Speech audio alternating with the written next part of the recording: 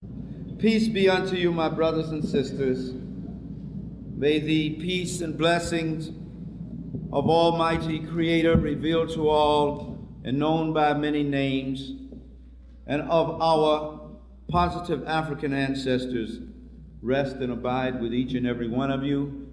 May their protective hand be with you, their prosperity and wisdom. I am indeed thankful this evening to be able to gather with you in the discussion of this subject.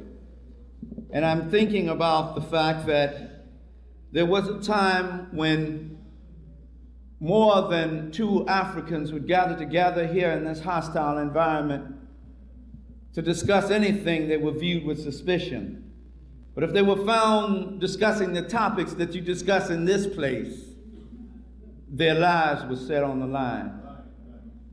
Tonight we're able to gather here in this setting that is truly a setting of our own creation and have our own little bit of Africa tonight, our own oasis in the midst of the storm. And so it is a wonderful experience to be able to share that with you here this evening.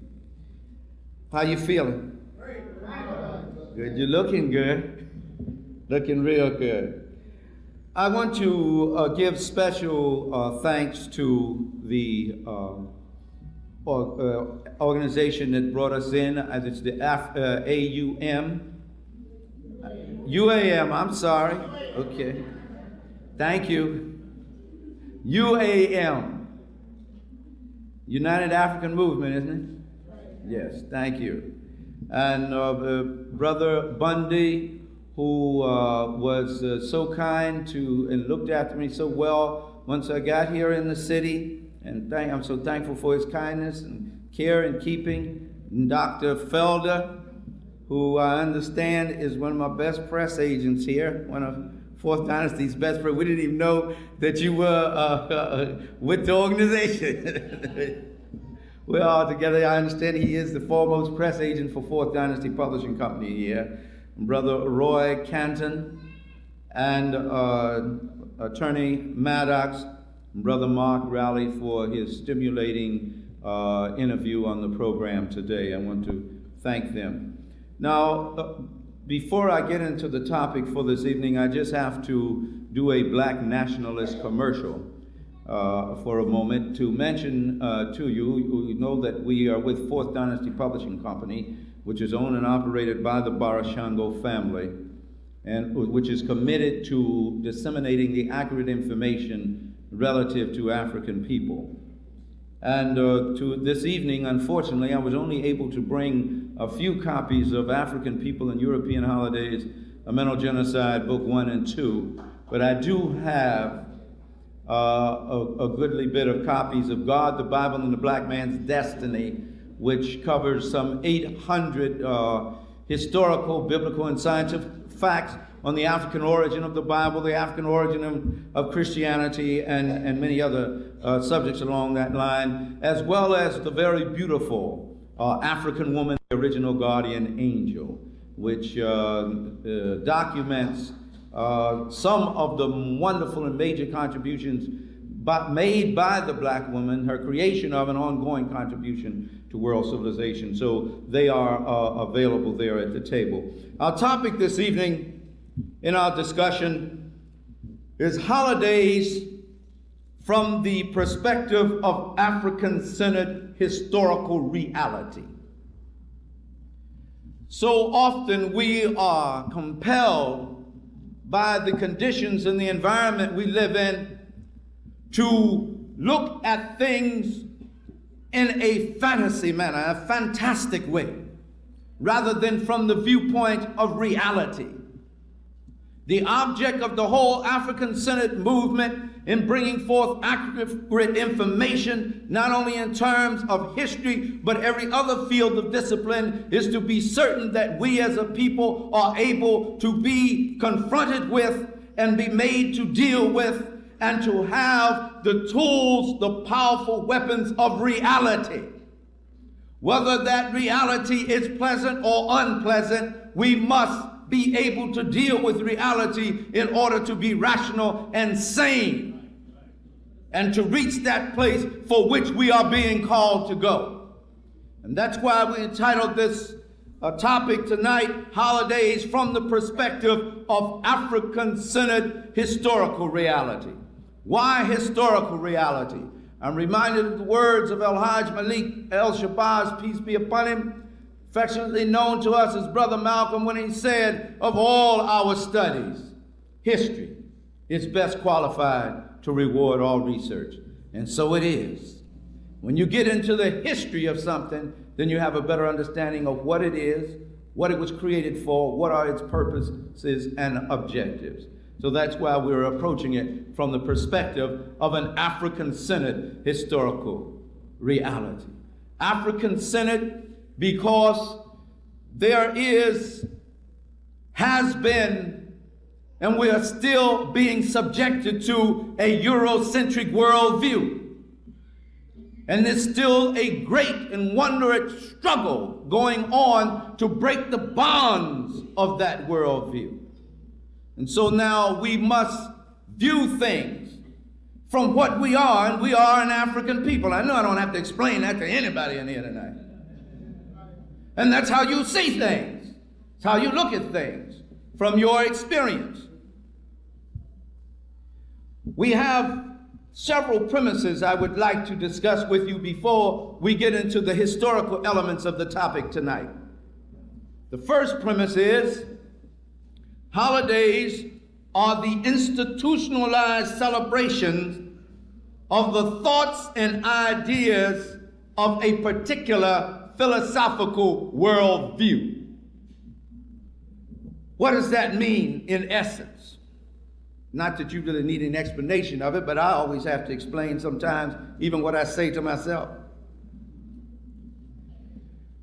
The institutionalization of our own thoughts and ideas and our own creations.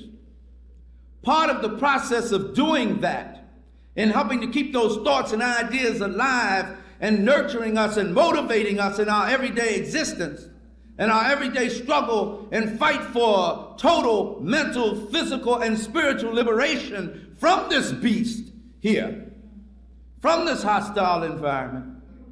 As a part of that process, celebrations play a very definite role. Holidays are important to us, but in those holidays, if they do not reflect our life experience, if they do not reflect the positive aspects of our worldview, of how we see the world, of how we understand the things around us, then we have to ask the question, what good are those holidays to us? Should we be celebrating them, or should we be celebrating something else? Let me stop here for a minute to discuss something that Dr. Cheikh Anta Diop set forth.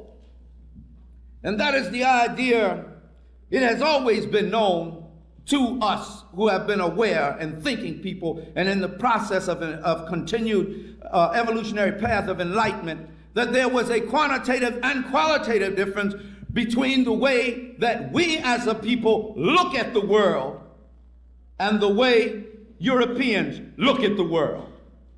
Brother Malcolm stated it so beautifully and straightforward. He said, when you sit down to the table with the white man to discuss an issue, to discuss an idea, you're not speaking the same language. It was difficult for some of the Negro leaders of that day to understand what he was talking about, because they knew they were saying the same words. They were discussing the Constitution, they were discussing the Bill of Rights, they were discussing the Declaration of Independence and all those things.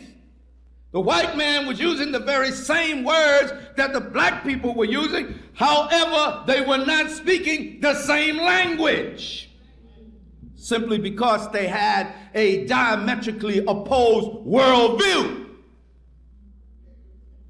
Diop puts it in these words. It's the difference between xenophobia and xenophilia. And that is, the European has a fear of anything different, of other people and cultures that is different from him. And therefore he must control them in some manner or eradicate them. Like the child who has never grown up. You stop running around here, black men big strapping Nubian looking black men that can snatch telephone poles up out the ground talking about, I got to go to work for the man. He's not the man. You the man. He never grew up. And why do I say that? How can I say that? I can say it because Jerusalem Slim, who you call Jesus Christ, we used to call him Brother Jerusalem Slim in the seminary, said that it is by the fruit of a tree that you know what that tree is. What he produces is what you know what that tree is. And the very fact that when people do not do what he wants them to do, he acts just like a little child, like the demon seed. Either you do it or I'll hurt you. Or I'll take my marbles and get out of the game. Most of the time I wish he would just take his marbles and go on by his business. But he's not satisfied with doing that. He got to come back and try to control the game again. He's perfectly all right with me because I know left on our own, we really, when we have nothing else to do, but on our own, we can do it. And we'll do it fast. We won't drag it out then. But this xenophobia, this fear, is the motivating factor, as Dr. Francis Welsing tells us in the book, The ISIS Paper Keys to the Color, is the major motivating factor of white folks. Now, I'm going to come to the holidays, but I got to lay this groundwork here. I hope y'all can be patient with me. One of the reasons is because I have to constantly be defending myself with black folks because I discuss the historical realities of the European. And I'm going to stop doing that. Black folks wouldn't even come out to see me a long time until I let some white folks come in. That's why I was so glad to get here. One of the few places in the world where I can go where I am totally in an African environment, and you don't want nothing else here but Africa.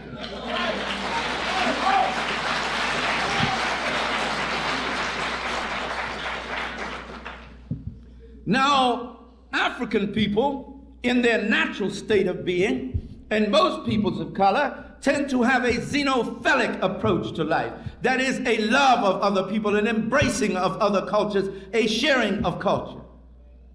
So you have these two different things.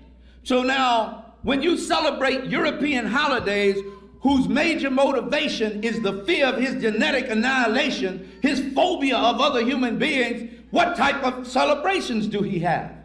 Those celebrations that are built around that worldview, which is essentially xenophobic. When you celebrate that, you are celebrating something opposed to your very nature because you are by nature in your natural state, and I'm saying natural state now, because a lot of us didn't got out of our natural state. We didn't grieve the Holy Ghost, as Jesus talked about. If you know what that means, those who understand, let them understand what has been said. And when you are in your natural state, your idea and purposes for a celebration is different. So I wanted to deal with that first premise. You still with me? You all right? The second premise, the celebration of holidays establishes and helps to maintain a strong emotional and cultural bond between you and that which you are celebrating. A strong emotional and cultural bond between you and that which you are celebrating. Anything that you jump up and down and sing about and dance about long enough becomes very much a part of your being, and you feel something for that because it brought you joy at the time that you were doing it. So you have an emotional and a cultural bond and connection with it. The question arises, when we celebrate European holidays, what are we binding ourselves to? It's another question on that second premise. The third and final premise here. Holidays are very common and natural to human beings. And you should have times to celebrate. I'm involved in the African liberation struggle until I am taken home to my ancestors. Unless I should lose my mind, and when I do that, somebody please put me out of my misery. Because if Ishakamusa is no longer involved in the liberation movement, then you know he has gone plumb crazy. And he needs to be taken and worked with and to bring all the African-centered behavioral scientists to try to heal me and lock me up till I get straightened out. As long as I'm in my right mind, I'm committed to the African liberation struggle. However, I do not view it as a struggle. It said it's the African liberation movement. Because many times when brothers and sisters get to talking about we involved in the struggle, they make it hard for themselves and anybody else who may be interested in it. It is a happy thing that we do, those who are participating in it. We chose that this is the road we would go rather than be manipulated and controlled by something or someone else. Now that's a happy choice. That's a choice that a lot of people don't even know they have. So now the fact that you made that choice, you must be a happy warrior. It must be a joyful task. You fight better when you're happy. Even when it comes to the point where you have to take an enemy's head off, do it with a smile.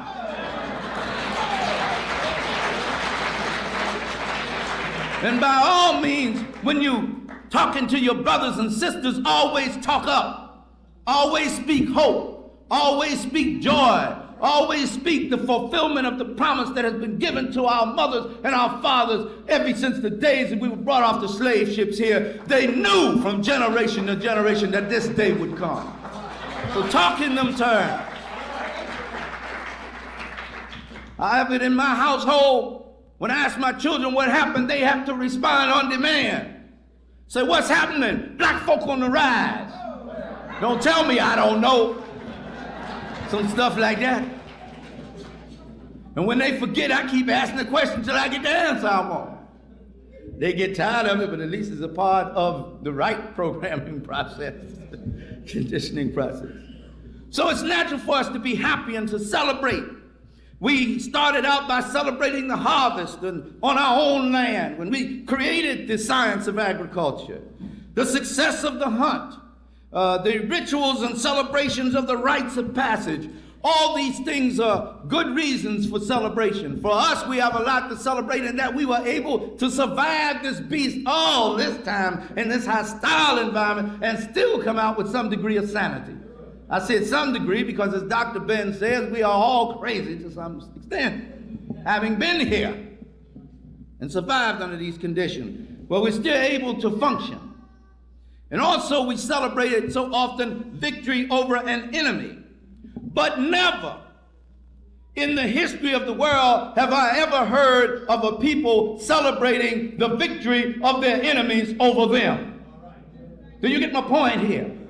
They may remember that, but they will not celebrate it. The only people I know now presently in the world is the Negro and other people who are mentally subjugated by white supremacist culture around the world that celebrate their enemies' defeat of them. So when we study European holidays, we have to ask, whose victory are we celebrating? All right, I hope y'all don't get angry with me in here. I don't mean to be a killjoy, but I just have to deal with history, the story, our story, as it is.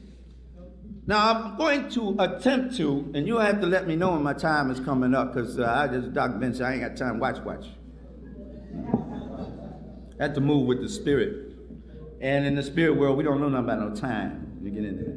But I know y'all got things doing that thing, so you have to let me know when I get there, all right? I'm just going on now. We're going to try to deal with 5 European holidays, some historical perspective on them. And that is, who discovered Columbus? Because he sure didn't discover me. The second one is Halloween, and I forgot what sister, who was the sister on the radio program, Dr. Felder, with us that day at WLIB, that came up with that, the Night of the Living Dead. Misgiving, a celebration of horrors. Xmas, the merry mess. And even if I don't get to some of the others, I'm going to talk about America's Independence Day, the 4th of July. I'm going to get to that one if I don't get to nothing. So y'all pray for me now. Y'all send out good vibrations so I can hit them. in order to deal with this who discovered Columbus, and I'm starting out with the Columbus Day thing because that's how they begin the whole holiday season here in this country. That opens the whole thing up. And the reason why I'm putting a lot of emphasis on that this evening is because all this year here in 1992, they're going to be talking about the quincentennial of the coming of Columbus. And they will be bombarding our children's minds with this, intimidating them with this. And their peers will be looking at them and saying, why are you not into this? And we have to give them a strong, sound historical basis and logical basis upon which to say, I just ain't with that. That ain't down. That ain't happening for me. I dish that. That's what they say in the word. And this is the reason why I recommend that. I didn't come here to tell you what to do or to make any choices for you, only to show you the other side of the coin. Some of you have already seen that side of the coin, but it ain't going to hurt us to look at it again. At that time period, talking about 1492 now, we must assess here briefly what was going on in the world then. Contrary to what we have been miseducated to believe, the world was not waiting for white folks to come and bring them Christianity, civilization, or any other thing. They didn't invite them, and they weren't looking for them. They did not need them for anything whatsoever. If you study what was going on in the Olmec and the Mayan and the Aztec civilizations here, and what was going on in China and India and everywhere else around the world and on the mother continent, nobody needed what white folks had to offer. So I want to get that clear.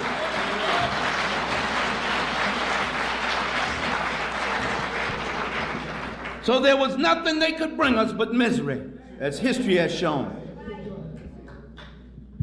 Why do I say that? First of all, I have to go back about 700 years or so before 1492, if y'all don't mind. Talk about one of the great periods of the many wonderful periods of our history on this planet. And that's when the Moors left from the motherland, went over and on the island which later became known as Gibraltar under Gibraltar al-Tariq, and from their base of operations and their fort there on the rock of Hercules, between the pillars of Hercules as they call it, they moved now into Spain. They were 80% indigenous, jet black, broad-nosed, thick-lipped, kinky-haired Africa. That is what the documents of history say, not what I say. This is empirical evidence we're talking about here. 20% so-called Semitic Arabs who joined in. The Semitic Arabs or Muslims had nothing to bring to the Muslims on the motherland.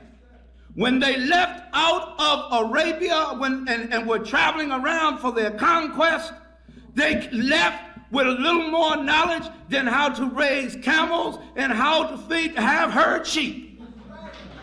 It was only after they went in and conquered Egypt that they now come out with this new light and knowledge. This resurrection of the old classics and the zero and all that. And it was the indigenous Africans still living in what came to be misnomered as Egypt, in Kemet there, which introduced them and taught them just like they had taught the Greeks, the Romans, and everyone else who had conquered them. For as Asa Hilliard tells us, they conquered us militarily, but we always conquered them culturally and scientifically, for we had the knowledge to do that. Why, even in slavery, they had to depend on the black slaves to teach them how to do things. So even though we were their slave, we still had to conquer them morally and intellectually. I want you to think about that. They didn't have to teach us how to read and write when we first got here. We already knew how to do that. It was only the next generations where they have taken that from. But we had to come back and learn that again. Most of them who brought us here couldn't read and write.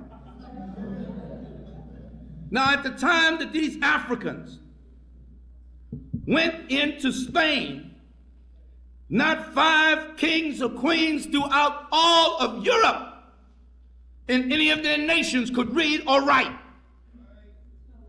Not 5 were literate. And couldn't anybody read the Bible but a few of the priests who could read, and it was chained to the wall so that only they could read it. The common people did not have it.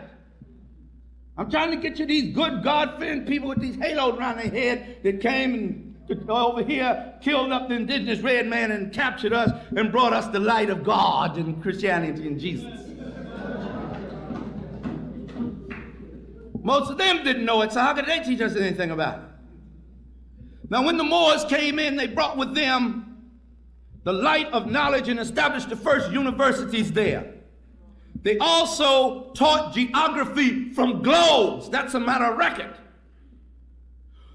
They taught from globes, and even after they taught in Spain for some 800 years, the Spanish still believed that the world was flat. Hard people to teach.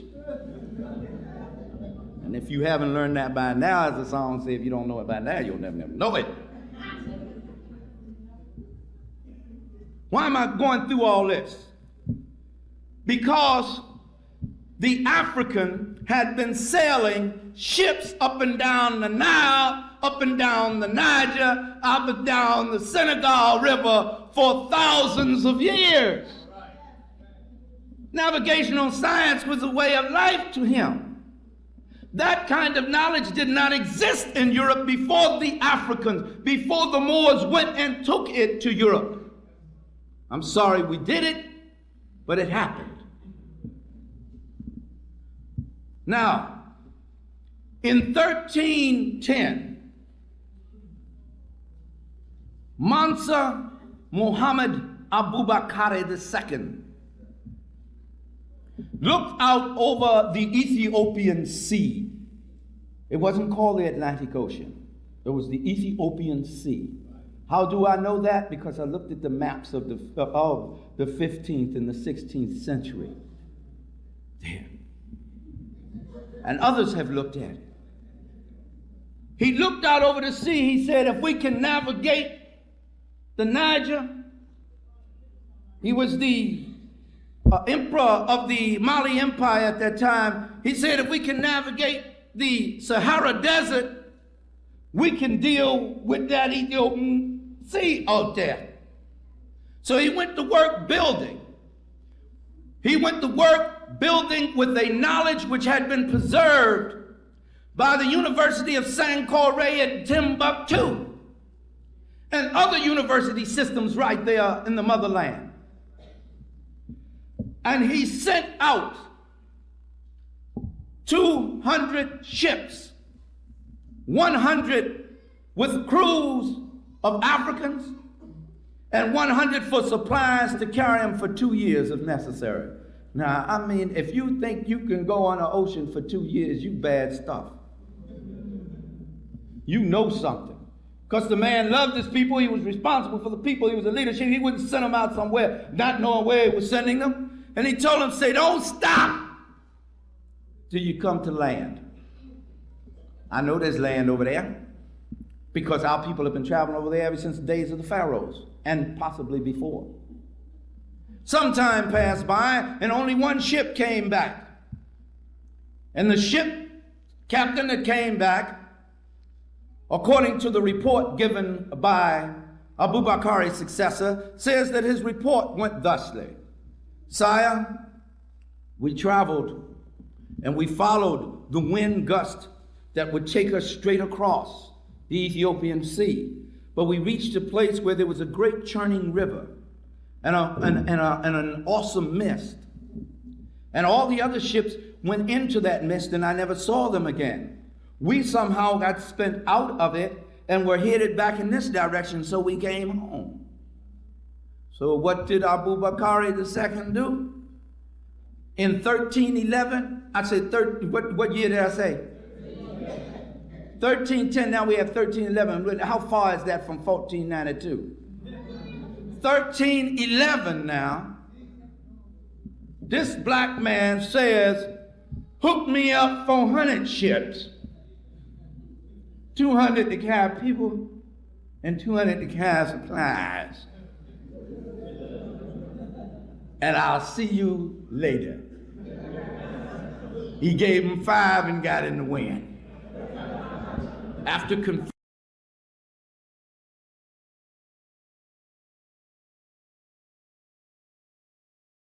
emperorship on Mansa Ishakamusa. He was never heard from on the continent again. But the records of the Aztecs, the Olmecs, and some of the other people there recorded that a strange group appeared on their land. Hundreds upon hundreds of black men with gold spears and golden shields, and one tall jet black man with gold in his braids in his hair, golden slippers, stood under a golden pavilion. And the indigeni bowed down and said, "Hail, our God, Quetzalcoatl has returned."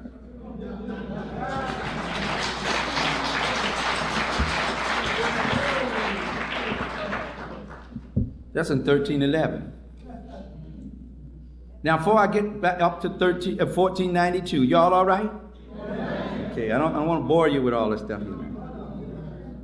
Before I get up to 1492, I got a couple of more dates. Because it's impossible to talk about Columbus without a whole bunch of other names coming up before you. Of course, we know Cortez, Hernandez, Balboa, and all the rest of them. None of them were noble people. They were not noble men. They were criminals, sea dogs, pirates, and deserve no honor from us. But also there is Prince Henry the Navigator, Bartholomew Diaz, Vasco da Gama, and Jan von Riebeck. Because at the time now that they were preparing, when they were about to drive out, I got to come back to 1492 and then switch back a minute. I'll be coming back and forth, but you can hang with me. The last stronghold of the Moors, who had been there for some 800 years. And as Dr. John Henry Clark said, it was one of the few times that Africans had partnerships with other people and they came out all right for a while. The Arabs betrayed us in the end.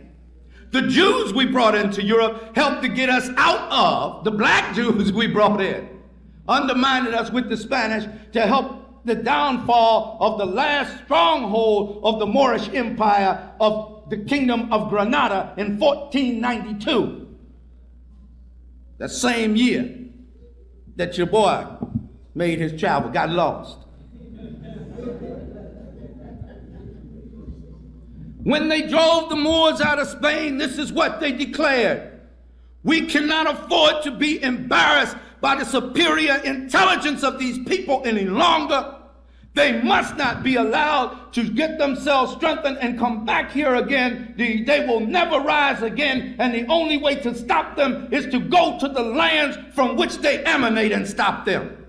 We couldn't do that before because we did not know how to navigate the sea. We did not know how to build ships. But now that we have run them out of here, we can take the knowledge that they left behind and we can now go and exploit the world. Not explore the world, exploit the world.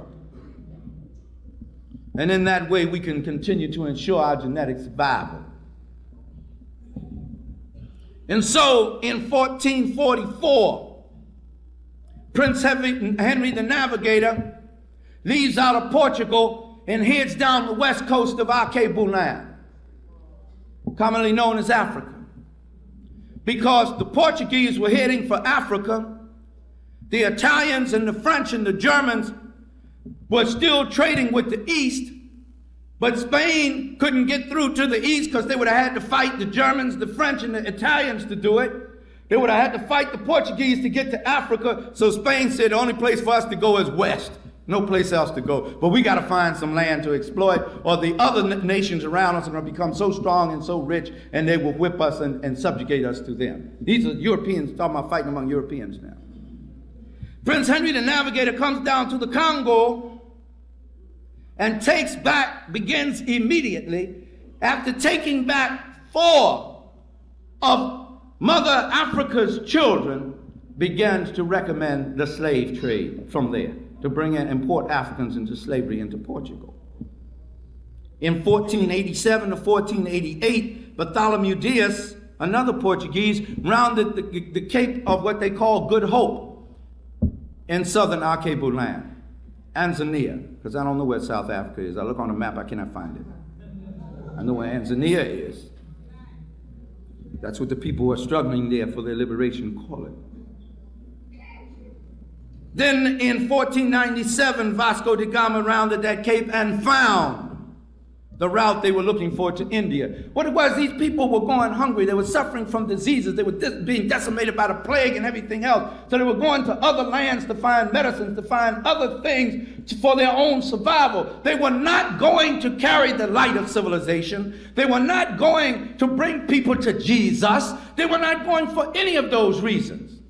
They were going for economic reasons and strictly survival reasons. That's what it was all about. That's why I say when they tell your children in school about the great explorers, no, they were exploiters. They were not explorers. But here's the kicker. I'm going to be back to 1492 in a minute. In 1652, the Dutch East India Company, which was trading in the slaves, most of its money was made from slave trade of African slaves, sent a naval surgeon named Jan van Riebeck, and he established the first white settlement in Tanzania, known as Cape Town. Now, why am I going through all that? Because African children there who are compelled by the miseducation system, the white supremacist miseducation system of the USA there, the Union of South Africa, same initials as the United States of America, tell these children that they must celebrate the arrival of Vasco da Gama, Bartholomew Diaz, and Jan van Riebeck. And their arrival opened up the door for the destruction of their civilization and the state that they're in now. Now that is mental and cultural genocide. However, many of us here have no problem seeing that in relationship to Tanzania, but we have a problem seeing it in relationship to our experience here in America. And I say, and I hope I can back it up, that to tell our children to celebrate Columbus Day is the same as telling our brothers and sisters on the continent to celebrate the arrival of Jan van Riebeck. The same equation. Now, why do I say that? Let me give you a little background on Christopher here. Drop my notes down here somewhere. Hold on a minute. I'll be with you. I'm not gone. Get a little background on him. First of all, his name was Cristobal Colon. He was a Jew. A Jew. His parents were Jews born in Spain who were baptized Jews, Christianized Jews, to survive there in Europe, because the Europeans were running the Jews all over. I mean, they were giving them hell there in Europe.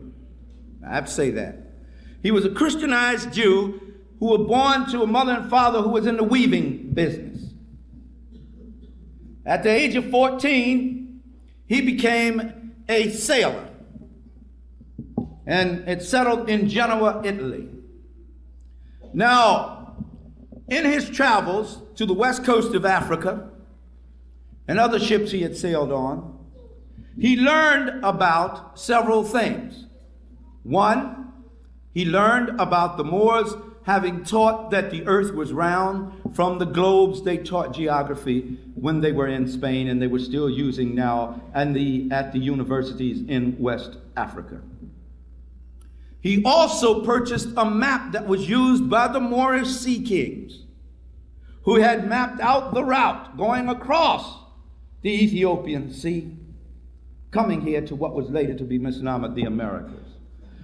This was very precious You ever read in those comic books about finding a map that shows you hidden treasure and people hold it and save God? That's what he did with that. That's why he could run around saying to the other ignorant ones, the world is round, give me some money and I'll prove it. Well, how you know that? Well, I can't let you know, just give me some money. He was selling the information. The economic thing. When he came to, I'm not going to go through the whole story there with him, but when he came to Isabella and Ferdinand with his plan, they originally had rejected him. But there was one person who came and saved the day for Columbus. And his name was Luis de Santander, a baptized Jew who was finance minister to Ferdinand. And he said to Isabella, who said, well, now I don't have that much money. Maybe I can, to finance a venture like this, I can pawn my jewels. You know, we heard in school that she pawned her jewels? No, she didn't. He told her, you don't have to do that, because I have a cartel of moneylenders. Why did he have a cartel of moneylenders? Because one of the few businesses that Jews were allowed to engage in Europe was pawnbroking, money lending. And therefore they developed a mercantile class which gave them outreach and connections and networking with other nations. So they had that hookup that by the time of the Rothschilds spread everywhere all over Europe. And they had to finance every war that Europe went into. There. Now, he goes to his cartel, which consists of Don Isaac Abrabanel, Juan Cabrero, and Abraham Senor. All Jews. They raised $98,000 to get the 3 ships for Columbus to come over here. On his way over here, he has to stop, go down, because you can't come over here unless you went down the west coast of Africa.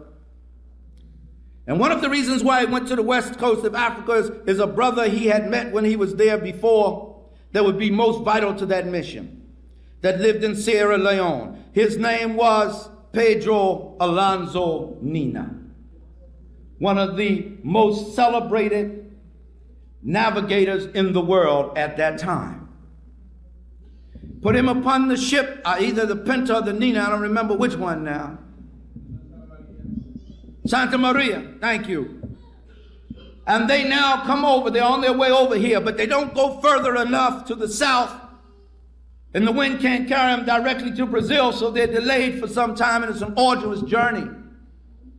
The journey is so bad that the crew threatens to mutiny. And they tell him, if we don't see some land soon, we're going to throw your butt off the ship and we're going back to Spain. Because Colon said, the king, queen told him, he said, man, I can't go back without something. They didn't give me this money, because he made them promise to make him admiral of the sea and that he could get 10% of everything he could steal once he got here. It was an economic venture now, I'm telling you. So now he comes, he's not far from land, they're about to commit mutiny, and I understand, I'm told that Pedro Alonso Nina looks off of his ship and he sees floating in the water twig with leaves on it and some blossoms, which is a sure sign that they're not far from land. So he says, hold on, don't mutiny yet, we gotta be near land to see something like that. And then a few hours later, they do see land. I'm not proud of it, but the brother saved Christopher Colon's behind right then and there. Now, when he gets here, this is the report he gives to Spain when he returns. He leaves a large portion of his crew here on the island of what was to become known as Haiti. I want you to keep that in mind, because we're going to come back to that in a minute. You all right?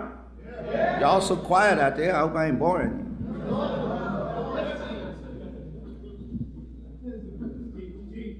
When he gets to bring his report back to Spain, I know I'm hopping around quite a bit, but I'm trying to cover a lot in a few minutes here. As I read from African People and European Holidays, Mental Genocide, Book 1, page 32, this is a report that Christopher Colon made to his sovereigns in Spain. He's describing the people he encountered here. The people he what?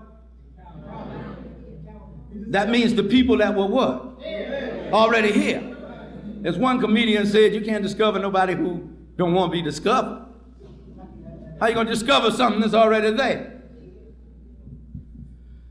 He says this, so tractable, so peaceful are these people that I swear to your majesties, there is not in the world a better nation. Do you hear what he's saying? This white man that was supposed to have to come to these savages and stop them from eating up each other and teach them about God and everything and civilize them, he's saying he has never encountered a better nation than what he encountered of these people here. They loved their neighbors as themselves. What'd he say? I thought we had to wait until a white man come to teach us that. Love your neighbor as yourself. That's a part of the Christian doctrine. Love your neighbor as yourself. These people already had it. Didn't need anybody to bring it to them. It was already here. And their discourse is ever sweet and gentle and accompanied with a smile. And though it is true that they are naked, now to Europeans, anybody that wasn't covered from head to toe was naked, because as Francis tell you, they had a problem with their own physical body. African people and people of color like to get that sun, get that Ra into them. Women could walk around bare-breasted because they would not be disrespected. Nobody would disrespect. Couldn't do that today because of our mind's been twisted all out of shape. But it was nobody would think to disrespect an African woman in those days. It was unheard of, and it could cost you your life. In some communities today, it can cost you your life. It says, though they are naked, yet their manners are decorous and praiseworthy. Columbus goes on to recommend that these friendly and hospitable people be made to work and sow and do all that is necessary to adopt our ways. Do you dig that? Sheer arrogance. To adopt our ways. The people were all right the way they were. They didn't need anything from him. After which he displayed the 10 Taino Indians he had captured and brought to Spain. Now, on his second voyage back, I've got to read something to you. Is that all right? And so some people won't call me a racist in reverse. I'm going to read from a white man this time, okay? Will Durant in the Story of Civilization, Volume 6. This is what he wrote about it.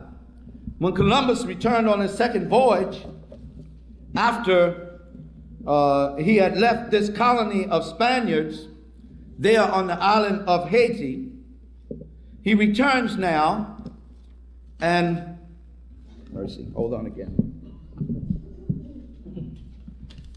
to this island to see what had happened, what had taken place while he was gone making his report to Spain. This is his second journey now. And it says here that 10 months after leaving these people there, that hardly a man remained of the colony, remained of it. The Europeans, and this is in Will Durant's language now, had roamed the island, robbing the natives of gold and women. They had established a tropical paradise with 5 women to each man. They had quarreled and murdered one another, and nearly all the rest had been killed by the outraged Indians. Now the brothers had opened up their arms and said, come on in, there's plenty, you know. We'll share. These folk acted so bad they made the Bloods mad there, and they started killing them, which was their right to do. They said they should have slain them at the bay in the first place. I'm not talking violence, I'm not talking hatred, I'm talking our survival.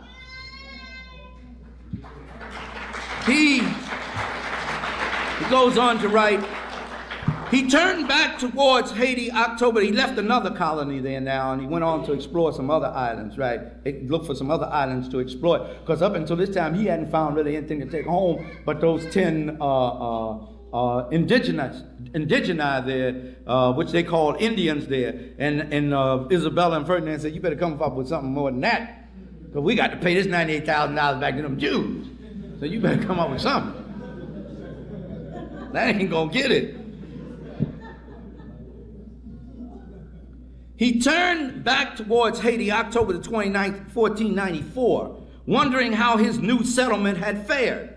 He was shocked to find that it had behaved like its predecessor, that the Spaniards had raped native women, stolen native stores of food, and kidnapped native boys to serve as slaves, and that the natives had killed many Spaniards in revenge. Columbus himself now became a slave dealer. Let me read that again. Listen very carefully to this. Written by Will Durant, Dr. Will Durant, one of the foremost European historians. In The Story of Civilization, Volume 6, page 265. If you don't have it, go to the library and check it out for yourself. Columbus himself now became a slaveholder. He sent out expeditions to capture 1,500 natives.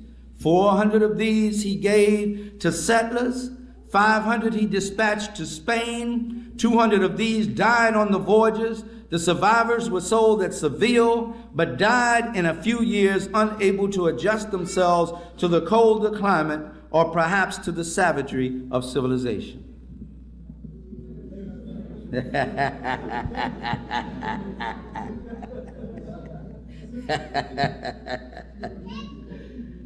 Brother said over there, syphilisation. The third settlement that he left here had survived, but one of every 4 of the 500 Spaniards that he left there in 1496 was suffering from syphilis. And the settlers had divided into 2 hostile groups that were now on the verge of war. These folks just love war. To appease the discontent, Columbus allowed each man to appropriate a large tract of land and to enslave the natives dwelling on it. This became the rule in Spanish settlements. With him on this voyage in 1498, as he crossed the Ethiopian Sea, he passed Africans on their way back home, carrying cargo. And when he got here, he said, what was that I saw? They said, oh, them the brothers from over there. They've been coming, the Sun people. They've been coming here a long time. They brought us some gold. We gave them some things. They took back. They'll be back later. They do that all the time. With him was one of the most infamous creatures that has ever walked on the face of the earth, Bishop Bartholomew Las Casas. He looked at the situation, he said, these people can't stand up under hard labor. They make their living enjoying life. They fish, they hunt, they weave, they make rugs and things. They can't stand up under that hard labor. We're gonna have to look somewhere else. Say now the Portuguese have Africans and they can do the work of 10 of these indigos, as they call them. So then he went to the Pope of Rome, the vicar of the Son of God on earth, who once wrote in their catechism, Pope Leo X said, the Lord our God no longer reigns. He has given all power to me. I'm not picking on anybody's religion. That's in their history.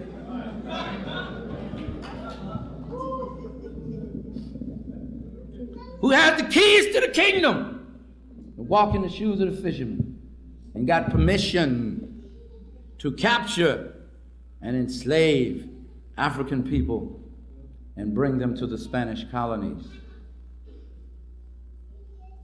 which opened the whole door to the slave trade, became the basis of America's economy, which we'll be talking about later on there.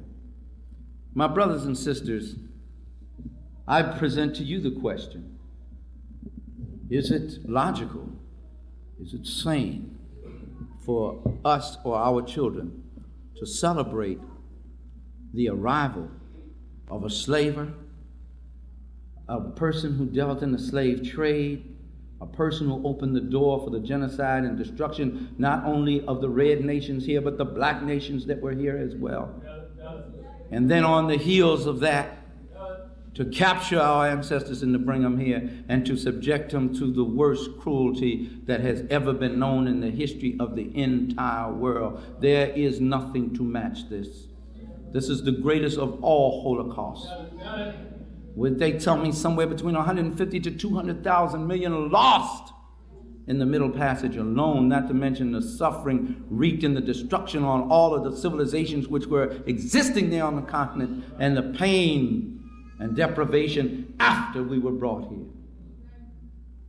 So is there that one move by Columbus opened the door to the Western Hemisphere for that kind of activity? So what is there to celebrate in that? I hope you don't get angry with me for sharing that with you. I'm going to leave that alone now. We move on to the next holiday. Y'all all right? Yeah. You still with me?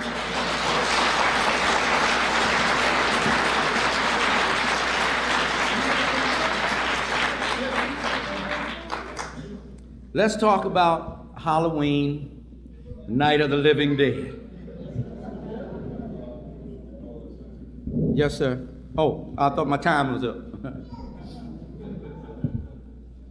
Now, in order to get to this, I'm going to have to go a little further back in history. Now, we went back to 1310, 711. I'm going to have to go all the way back 200,000 BP. Now, don't get upset, because I guess you're thinking, say, this brother have taught from 711 and it took him all this time to get to 1492. How long is it going to take him to get from 200,000 back then? Well, I won't be able to give as much detail. I'm just going to touch on some things. But I think it's important to lay this sound historical basis to demonstrate the dichotomy here that I'm talking about in reference to this Night of the Living Dead. Now, paleoanthropologists, anthropologists, and a whole bunch of other scientists are not agreed totally on the fact that Homo habilis, which existed some 2 million years ago on the mother continent, was really a human being or not. There's still some discussion over that.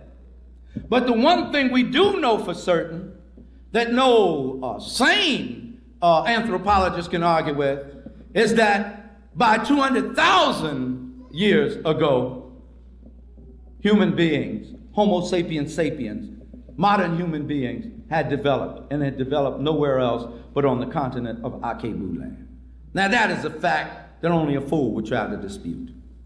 That has been proven in so many ways, to the genetic system of the biology system. I'm trying to think of the term for that field, through osteology, through so many poring over the bones, through all kind of ways. They have come to that biogenetics, that's what it is.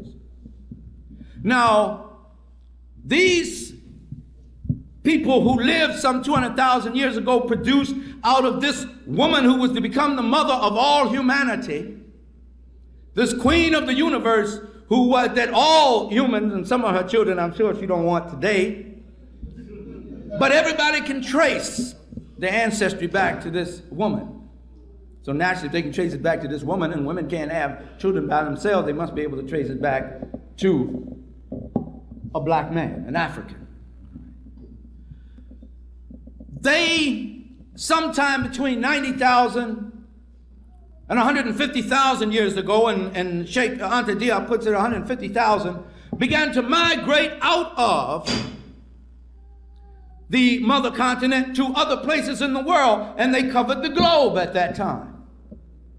They took with them, according to Dr. Rebecca Khan of the University of Hawaii, they took with them a special advantage that nobody else on earth had at the time. They were more advanced than anyone else. And I do detail that in my book, African Woman, the Original Guardian Angel, there, and go more in depth on what I'm talking about here now. They encountered another group that was existing on earth at the time, Homo neanderthalensis, who we're not sure whether they were actually human or what. It's a lot of argument over what they were. They were still pigmented of skin, very dark. However, those that lived in Africa had a black hair covering or dark brown. Those who lived in Palestine and Asia had a sort of tannish color, and those in Europe had a reddish color after being there for some time. Now the great warm glaciation came, as you know, a glaciation came about of the Ice Age there about 125,000 years ago, and after that we find no more of them. About 35,000 years ago they become extinct. Now either through the recessive genes process they become the who appears about 20,000 years ago, or they disappear, and this group known as the Nubian Grimaldi, who had traveled there in Europe about 40,000 years ago, become bleached out, and the Cro-Magnon after the Ice Age. What I'm saying in essence, there was no record of any leucoderm, that's people without skin color, on the face of the earth, no Caucasian whatsoever before between 20 and 25,000 years ago, and we have a history of African people for at least 200,000 years. Now, why am I raising all this fuss here about that? This is the reason. The Nubian Grimaldi, when they went there into Europe and in Siberia and the other places we find their bones and their artwork, we find that they had a burial custom and system, which the later Cro-Magnon, the immediate predecessor of the Caucasian race, did not have. It was a long time before Caucasians practiced burial. They practiced cremation because they were nomadic. They weren't sedentary people. They didn't settle on land. Africans had a penchant for land and settling on land. No matter how harsh the conditions, they were going to make that land work for them, because they had an attunement with land. Now, in their burial systems, the Nubian Grimaldi showed ritual. There's evidence left behind of the rituals to their ancestors. They had a love of and adoration for their departed, because to the African, until we were brainwashed and conditioned by invaders, there was no such concept as death. You understand what I'm saying to you? There was only the cycle of life, the passing of the rites of passage. And that even though you left your physical body, your spirit went back to the atoms and molecules, to the cosmos, only to return sometime in future children or future generations, or maybe tomorrow at the next child coming in while you're leaving out. How many times have you looked in the face of your children and saw your mother and your grandmother and your granddaddy and so forth? That's because the African never died. So if you never died, there is no fear of death, and that's why our warriors and soldiers of the past were such fearsome warriors, because they didn't have a concept of death. And you can't threaten a person with death, you can't threaten her with nothing.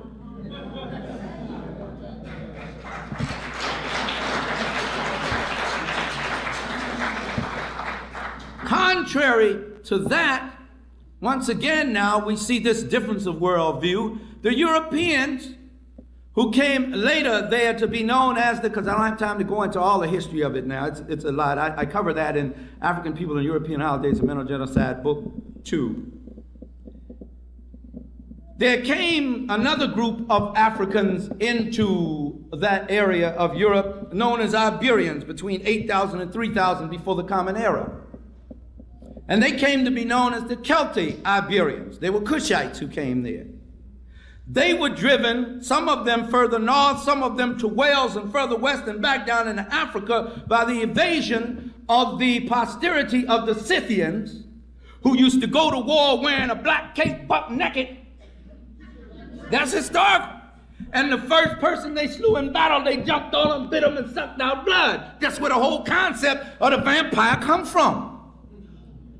The Greeks later followed that up by going to battle naked and shit. You can look in there in some of these pictorial books put out by Time Life and they'll show you that. And they were going to battle naked with just the cape and the shield and the helmet, because the first person they came across, they committed a homosexual act with them as a symbol of total conquest. So my brothers, we should find ourselves incarcerated in those concentration camps, we not Greeks, we be Africans. And we do not allow ourselves to be degenerated to the level of a beast. So we tuck our nature under, we put our own nature in the hands of the Creator, and we let our spirit and mind take over. Because the one doing the pounding is as bad as the one that's bent over. You're both faggots.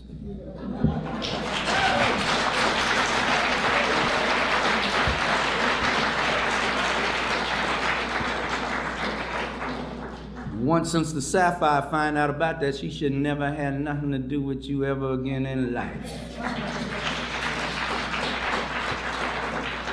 Well, brothers don't like it when I talk like that when I go to them prisons, but I tell them that, man. You up in there doing some of everything, and when you get out, you're going to come home and endanger these women. No telling what you bringing them. If you can't act like you supposed to act and be a man, you don't deserve no woman.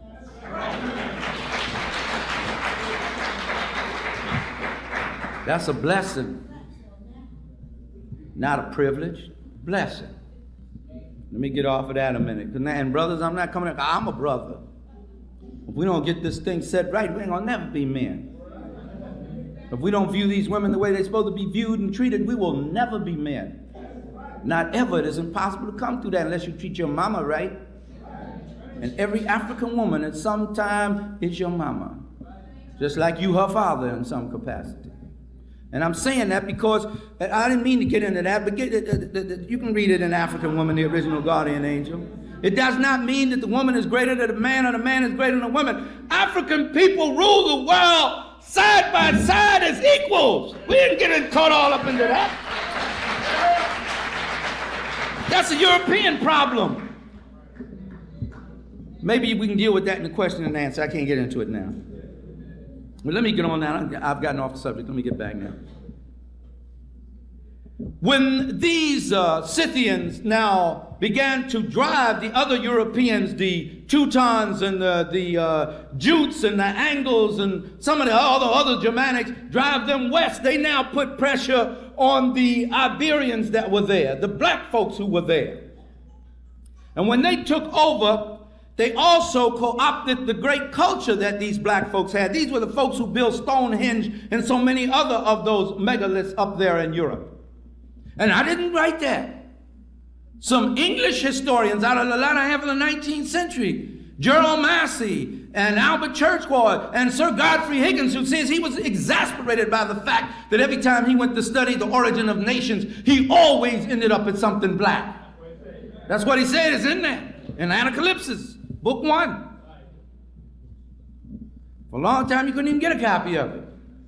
We stirred it up so bad, they figured, well, it's better to make that money. We can always try to take knowledge from them later. They don't know this is a different time, different place. Well, they came in and they came to be known as Celts. So you had two types of Celts. You had the black Celts who brought the bagpipe and everything. The bagpipe and everything comes out of an African tradition. And you see it with the African scientific symbol of the god Bes there.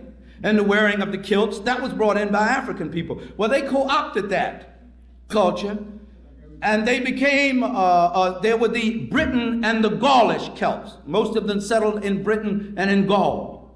Now, out of them, there came a group of priests known as Druids, who took the knowledge that was left behind by the Africans, and once again, co-opted and corrupted it. And in place of ancestor reverence, they came up with Samhain or Samhain's Feast Festival of the Dead, or Satan's Sabbath, what it is called. And during this festival, now note the contrast, Africans pour libation and invite their ancestors to come. Please come, be with us. Come, join us. At our festivals and holidays and celebrations, we invite our ancestors, right? Europeans say, please don't come, stay, keep you behind in the ground. Because on October the 31st, which was their new year, it was believed that the earth opened up in the center, all the dead came out and started harassing everybody. Goblins and ghosts and stuff. And they figured the only way they could placate them was to give them gifts. And that's where the trick-or-treat came from. And when that wouldn't work, they even painted their driveways a different color so that they could throw them off. They wouldn't come back to their house no more. They figured if they put on costumes and look like something or somebody else, they could throw them off. This is where the Halloween costume thing comes from. Altogether different worldview we're talking about there. Altogether different understanding about things. We love our departed because we know no dead. They're our ancestors. We love and adore them and invite them to be with us. They're scared to death of the dead. They got to placate the dead. Another group they were frightened of because the whole European historical experience, and I'm not being hateful or racist and reverse and all that kind of foolishness. I'm telling historical truth. The whole motivation of the European throughout his history has been fear. Fear of everything and everybody. Fear. How do I know that? If you don't think, open the King James Version of the Bible and you will read, fear God and give glory to him. That is not the way it was originally written. It was honor God and give glory to him. But he put fear because fear and honor are one and the same thing to him. So working out of that fear, also as a part of the symbolism of Halloween, you know, Hallows Eve, we find gnomes, fairies, brownies, and things. And actually, they were the Twa people who lived up in Scandinavia. These black people who knew how to, who were metallurgists and were doctors, knew medicine, knew so many things that the Druids and others didn't know, so they figured they were magical. So in those fairy tales, they're talking about the magical Africa many times. The dwarfs, and then they were sharp people, smart people. And they could do all those things, and they could make the weapons. They were just like, so they feared them. So that shows their a diametric difference of worldview. You still with me? Yeah. Okay, I'm trying to get off this on some of the others as quick as I can, all right? Witches.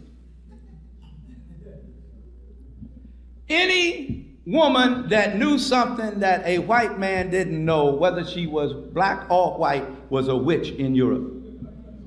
You don't have to take my word for it. You just go and read the history of Europe. How many women who hadn't committed any crime was burnt at the stake for just eating an apple? Mm-hmm.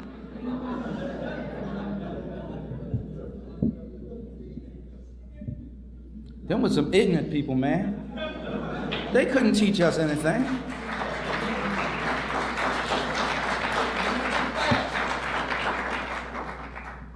Some black folks, because you talk so bad about the white man. I'm just telling the history. And if they hadn't acted the way they acted, you wouldn't have to get down on it like that. But I mean, now, you know, it's out there. I'm not backing up off it. I'm not going to carry his burden around. He got to pay for that. I got a planet to redeem. I ain't got time messing around with him. I brought him the religion of Osar, which they call Osiris. And he said he was going to do better when I converted him to that. And then he go after that and messed it up. I brought him the religion of Buddha. And he said, oh yeah, I'll get into that and I'll be a better person. He messed that up. Exterminated as many Buddhists as he could and set up Brahmanism. Brought him the religion of Judaism under Moses. He messed that up. Brought him Christianity. He sure messed that up. Brought him Islam and he fooled with that. I ain't got no more time for the cat, man. Anybody, I've been fighting for 20,000 years, man. I'm tired. If we've been fighting 20,000 years and we ain't been able to settle this stuff, man, we ain't gonna settle it. That's it. So you go on your way and I'm going my way. That's it. I ain't got the energy. After all, you done made the lifespan so short. that I ain't got the time to spend. The average African, when Herodotus went into Africa, when they finally were allowed to come into Africa, when the Greeks came into Africa, they found Africans living to be the average of 120 years old.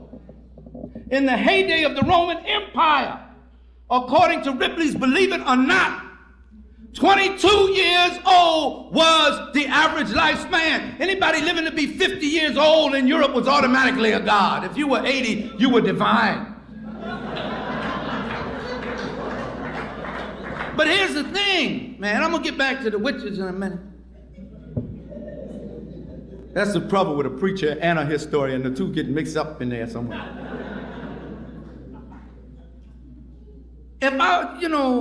That really make me mad though, because I'm on my 120, man. You understand what I'm saying?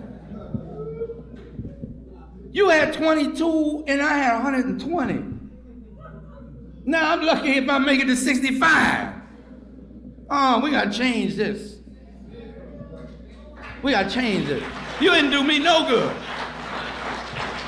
No good. No, you can't get nothing else from me. I was just reading a book on gerontology, and the doctors are saying that you should be able to live to be 120 years old easily. Very easily. How come we're not getting that in our community and in our neighborhood? Because we don't control the means of production. We don't control the land that we live on. We don't control what comes into our communities that we have to sustain ourselves with. That's why. So no, I ain't giving up nothing. No more. And with my people, man, when you gave them all the love they supposed to have, you ain't got nothing left. So these witches now who had this, African women were the founders of the sciences of the world. And they taught them to the men. Brothers, don't be upset about that. When we document that, Dr. Ben taught you that, and many others taught you that. Documented that. I had to wrestle with it first myself when he first revealed it to me, but I know it's the reality. Made me a better man for it. And the black cat, who's always shown with the witches, was a symbol of an African deity known as Heru, the mother of the harvest. And one of her symbols was the apple and the apple tree. So that's why the two were associated together. When I say, some of my students call it the Barashango dictum, because one of the things that I taught in my classrooms is usually what is good for us is bad to them, and what is good to them is bad for us. The theory of irreconcilable opposites, that's what I call it. Everybody else got theories, I guess I can have one. I'm going to deal with just one more because I want to get off of this and get into another holiday or two if I got time here. You all right? Yes. But I can't leave here without talking about the pin the tail on the donkey. And what that means. Now, when you had your children run around there playing with blindfold on, pin the tail on the donkey, this is what it means historically. On Satan's Sabbath and other festivals of the Druids, they selected a jackass or goat. And that goat was blessed and sanctified to represent Satan, because up there at that time there was no difference between Satan and God in Europe. It didn't make any difference. Christianity hadn't come in or any of the other things there, so it didn't make any difference to them. And as a part of the ritual, you were blindfolded and you had to show that you were a committed devotee to Shahwin or Satan by kissing the donkey or the goat smack dab in the middle of. Don't take Ishakamusa's word for it. They have wood carvings with that on it. They have it in art books of old Europe where they show that taking place. If you don't want to believe, go to the library and look some of them things up, you'll see it. And some of the encyclopedias on Halloween, they will show it to you. Some other people have written books on it. When the Romans came in 55, before the Common Era, under Julius Caesar, and in 46 under Claudius Caesar, they modified that with one of their rituals, which was the kissing of the tail of the horse at the temple of Pomona. They didn't have to go smack dab in the middle. Just the hair on the tail. But some kissing was done.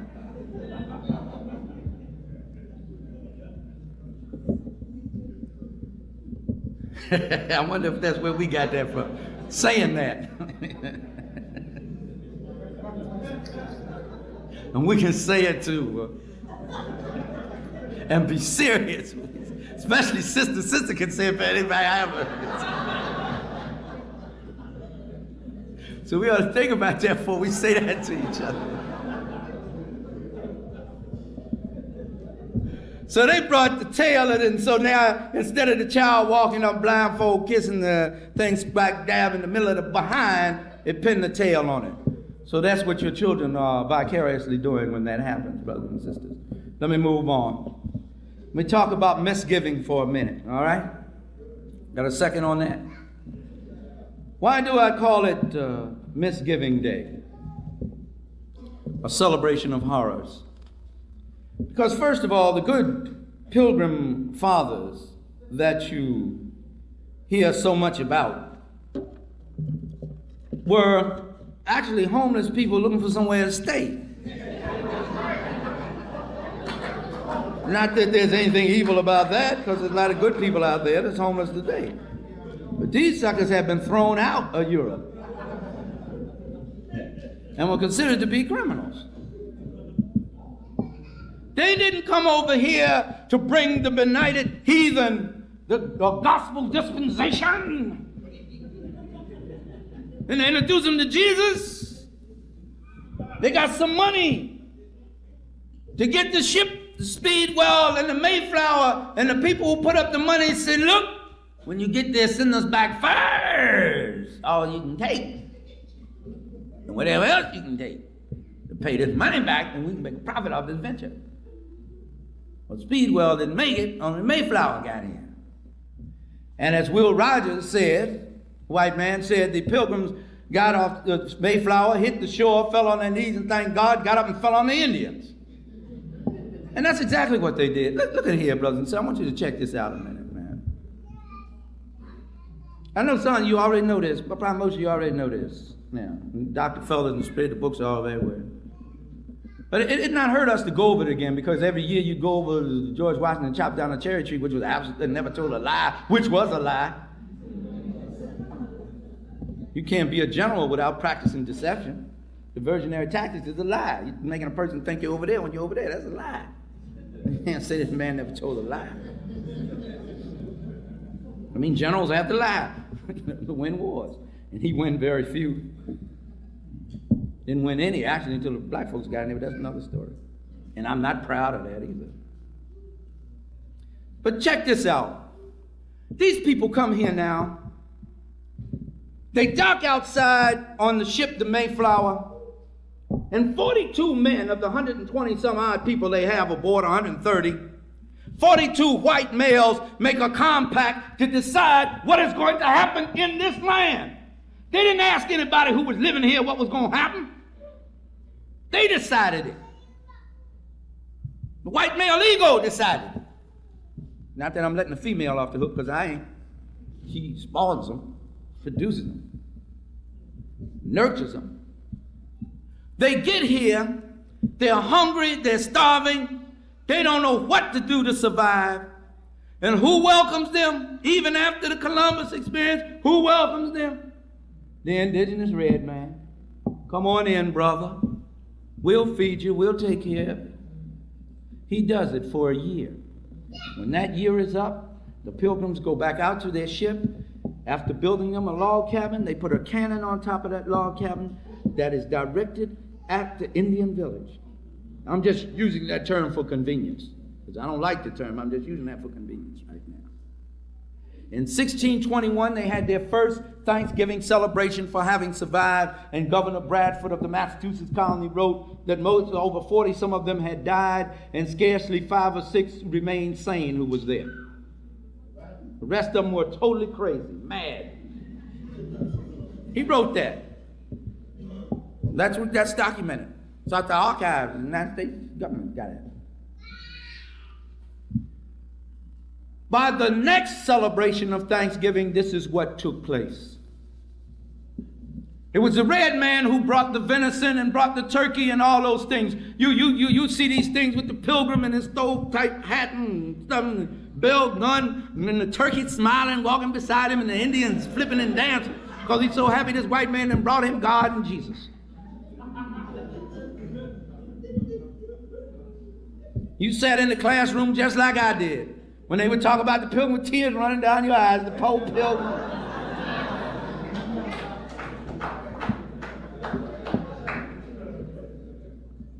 I'm quoting in that prolific historian and writer, Professor Joel A. Rogers here. And he says that the early American whites were cruel. Connecticut whites massacred the Pequot Indians. Infants were torn from their mother's breast and hacked to pieces. The heads of the parents were chopped off and kicked about in the streets. Maybe where the Thanksgiving Thursday football game comes from. Governor Bradford wrote, "It was a fearful sight to see them frying in the fire, and streams of blood quenching the same. And terrible was the stench and the stink thereof. But the victory seemed a sweet sacrifice, and they, the whites, gave praise thereof to God." I don't think I need to say any more about Misgiving Day now. That was enough for me. They were some of the lowest, most degenerate people they sent over here to these colonies were mostly criminals. They emptied out Newgate Prison, Oxford Gaol, and a whole bunch of others there. The daughters of the American Revolution were whores, prostitutes, and harlots sent over here. That's what they spawned America with. And you wonder why the American government, even today, in 1991, can't do right? They have a criminal element in them. Why they can't keep crime cooled out? Because they are criminals. They're probably more tolerant of crime than any other nation in the world. Because in their subconscious, they know what their history goes back to. Billy the Kid and all those criminals, Jesse James were their heroes. All criminals. Ponce de Leon and Pizarro, hero, criminals, committing genocides against people. So that's enough about Misgiving Day. Let's go on to Xmas a minute. I know I don't have much longer left.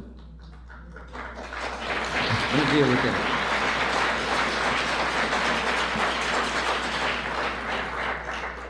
Now, I don't want you to think I'm an unhappy man. I'm a happy man. I'm happy, first of all, because I'm an African. Every morning I wake up, I look in the mirror and I say, thank you. And I mean that. Win, lose, or draw. When black people make me mad, and it can make me so mad, I'm still happy to be an African. It's still my blood. The greatest experience I've ever had in my whole entire life was the African experience. I have not always had the African experience. I'm a born-again African. Because I didn't always know I was an African. And since I've been born again to the Africanness, it is the most wondrous experience I've ever had. And the study of our history is just so overwhelming to me. It just takes me out. And this is a drop in the bucket. We haven't even begun to study this. Our scholars, as great and wonderful as they are, haven't even touched the surface, and they know that. We all know that. Look what we have to bequeath to our children now. The thing that opened up, the bull's out the barn now. You can't do nothing. You can't shut the door. They just best go on and leave us alone. They're going to call down God's anger on them, and He's going to use us to demonstrate it. Now, when we get to Xmas, the merry mess, I know some of y'all really get mad with me about that one, because I got to admit, I mean, the music and all that. I mean, that's some. The way they portray it is pretty, man. I mean, it's tempting. It's pretty. I like the music. And every year I used to go to see the Nutcracker Suite. In fact, I conducted the Nutcracker Suite. I still like the music. But when I studied it, went into it historically and found out what it was all about, that was based in the Satanism practices, once again, of the Druids and all that. And I don't have time to go on that tonight, but I do discuss it in the book. There were several questions that came up. And one was, first of all, it is not the birthday of Jesus. First of all, it is not. Jesus ben Joseph of the house of Panther, maybe you might want to question me on that, was a black man, and we have empirical fact. We're not saying it because we would like it to be so, because it makes us feel good to think that. It is a historical fact that you can't get around. Even Billy Graham, when they put him on the point in the 60s, said, well now, what color was Jesus? He said, swarthy. So they stopped and said, okay. Said, well, it really doesn't make any difference though, because he was for everybody. So they went on with that. The swarthy is the German word swartz for black. That's what it was. You can't get around that. So here now they take the life of a black prophet, a liberator, because S.G.F. Brandon, in his book, Jesus and the Zealots, a white theologian at Manchester University, he begins the book with the first paragraph. The only thing known for certain about Jesus of Nazareth is that he was crucified as a rebel against the Roman Empire.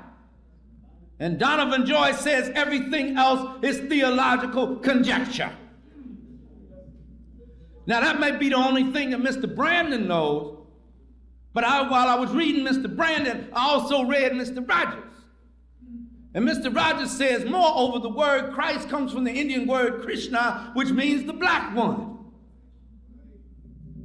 And I also, having studied history, knew that he came from the tribe of Judah, which was the navy blue-black tribe of the children of Israel. And the only one who could reign as a king and be received as a true prophet was he who was kissed of the sun. Because the Israelites, like the Bible says in Amos the 9th chapter and the 7th verse, are ye not unto me as the Ethiopians and the Egyptians, O Israel? We're of the same racial stock. But we don't have time to go into detail, but in God, the Bible, and the Black Liberation Struggle, I give documentation for that. They tell me they used that book in some seminaries around this country. There was an underground movement going on, and those young ministers said, when we come out, we're going to start interjecting this to the people. And in some denominations, they have a groundswell coming up where they're telling them they got to take that Eurocentric white supremacist imagery down out of the church.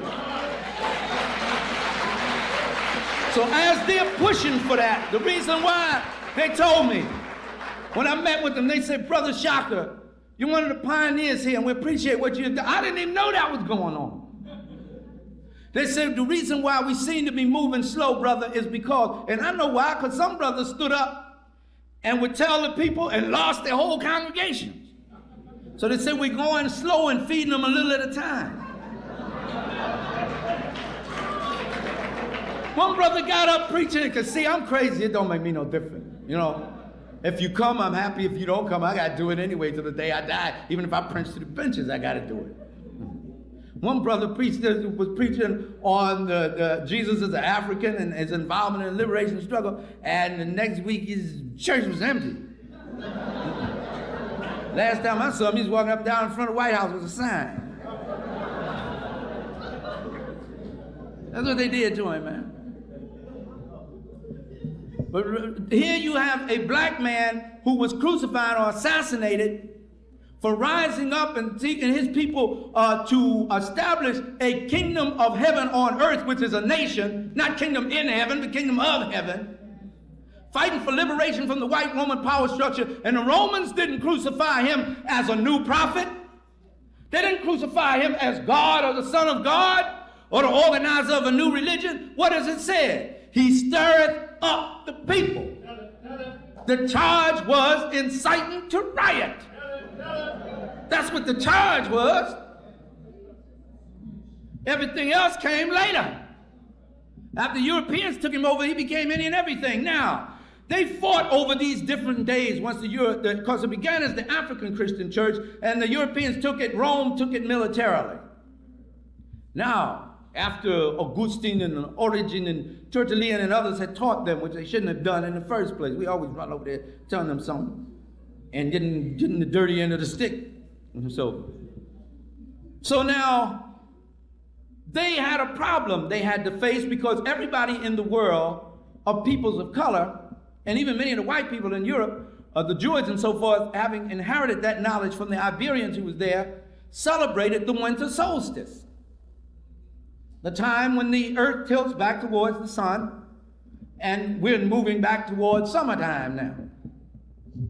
And it was on December the 25th, around December the 22nd, and went on through some places December the 25th. And it was the birthday of Horus, or Haru, from which we get the word hero, the son of Osset and Osar, whom they misnomed Isis and Osiris, the birthday of Tammuz, the birthday of Mithra, just about any savior god around the world was born on this day. So they said, these people are not going to let this go, so we're going to have a birthday for ours. They came up with the 6th of January, the 16th of April, several days in August, some days in September, and they finally decided on December the 25th. When did they decide it? 325 years after the fact. When everybody that knew Jesus was gone away from here. Anybody who may have had some birth records didn't have any more. And how did they get people to accept it? Not through Septimus Dominus Meum. Holy God, Holy Jesus, Mary Mother of God. By the power of the sword. Constantine the Great at the Council of Nicaea in 325. Most everything you believe about Christianity was decided then and there. It was the cross and the sword. They didn't do it by praying. Because the African bishop said, this is not true what you say. Jesus is not one with God. He was a great prophet. They said, you either accept it or we run your behind out of here. So they ran him out. And they established it by the sword there.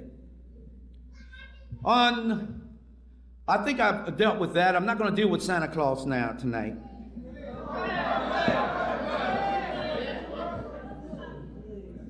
Okay.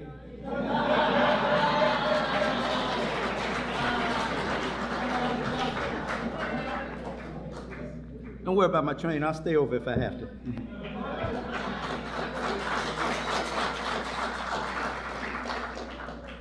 Don't get this often. Just be in Africa like this. All Africa.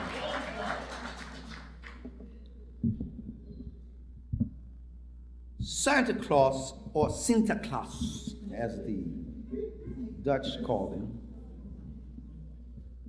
is another name for Satan. How do I know that?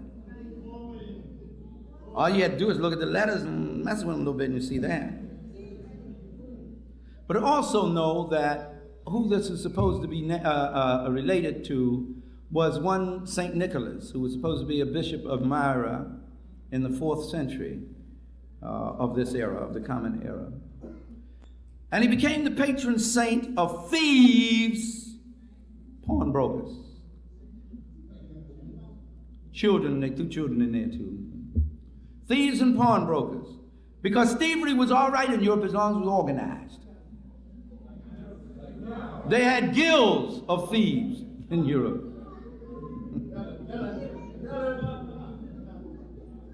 Now, well, you get locked up if you didn't belong to the guild. If you was out there working on your own as an independent, that's when they lock you behind up.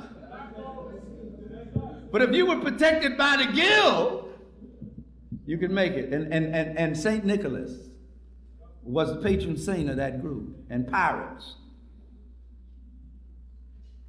And he was also called Old Nick, which you don't have to take my, you go back and study European language, which was another word for the devil.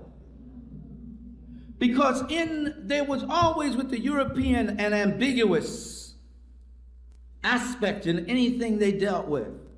And they had the devil or God or whatever, they were all, and that's why in the mistranslation, the King James Version of the Bible, you will find all of these contradictions. How can a divine, I'm using their term, I don't even like the term God, because it's dog spelled backwards, but I'm just using it for convenience now. And there's a whole historical reason as to why. I can't go into that right now. How can a good, loving God, Father, Africans always said mother, father God, because you can't procreate nothing, even on the spiritual level, without the female and male aspect. Only Europeans try that stuff. Even the divine creative intelligence in the universe got to hook up in the midnight hour and make things happen. It's a holy thing when you go about it right.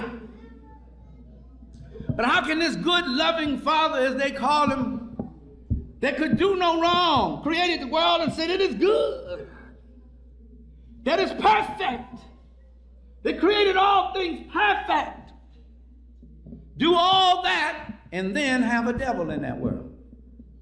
Now, if God created everything according to their thinking, how in the deuce did the devil get there? If all the creation was done by God, where did the devil come from? You got to ask that question. If it was already there, how could it be there if God was greater than it? I'm asking some questions, and you know why I'm asking this question? Not to pick with you, or not to attack your belief system, because I don't mess with anybody's belief system, but I'm going to deal with history, whether you agree with it or not. A lot of young people are asking these questions, and we're giving them all kind of fantastic and mythological answers that do not make sense to them.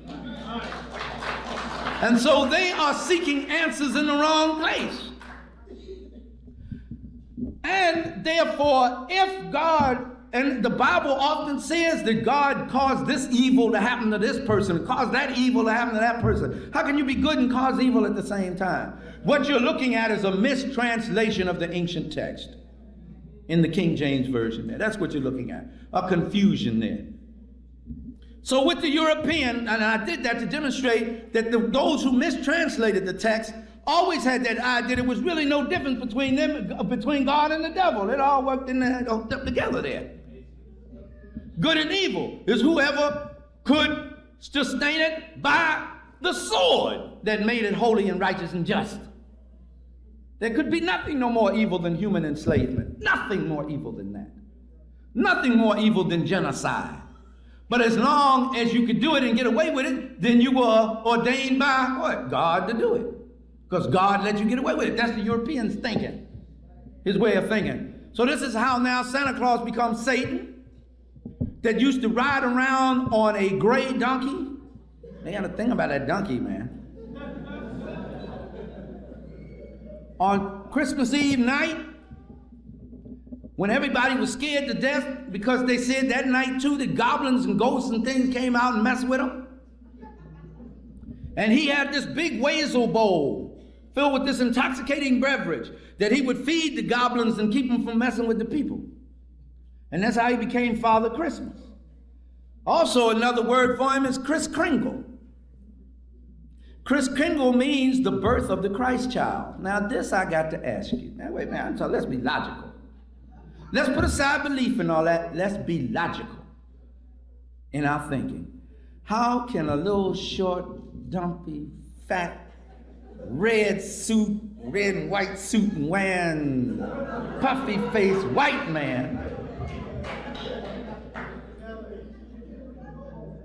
be a representative of or one and the same of the Christ child born over in a hot land in Palestine, a black boy in a manger in a stable, who eventually was assassinated for rebelling against the Roman government? Where's the connection? But here's the foolishness of it.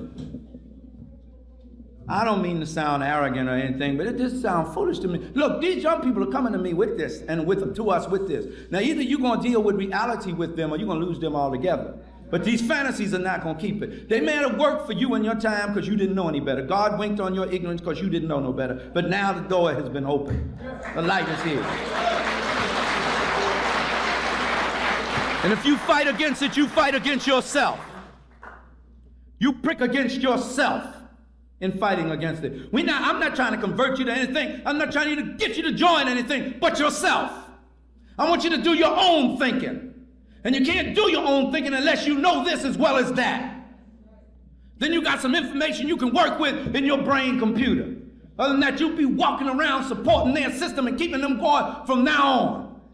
After a while, God will have to kill you with them too because you won't let go.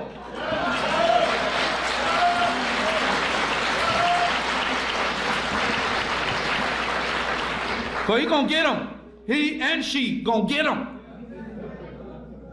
Ain't no doubt about that in my mind. I might not be allowed to see it, but they're going to get got.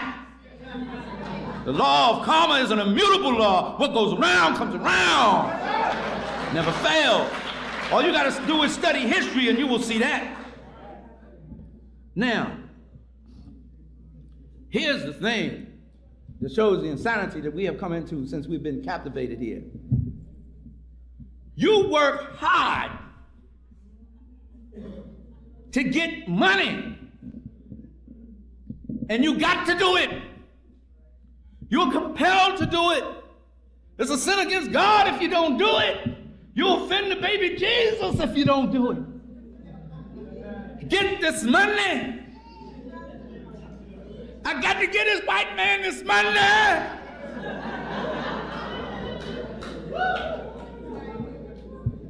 And he put you in a state of panic and hysteria. There's only 20 days left to Christmas. Only 15 days left to Christmas. Oh, I gotta get this money. Oh.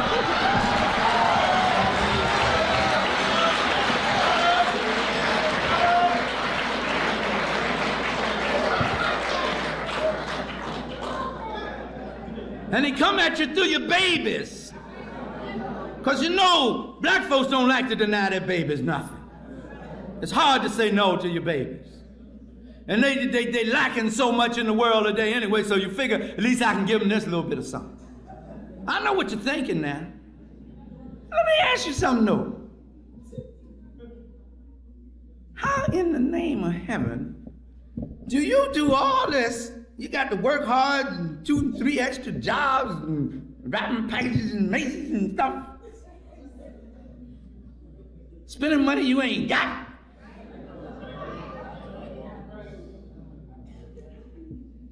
Wait till the babies go to sleep at night. And here you go with your fool self. Tip around.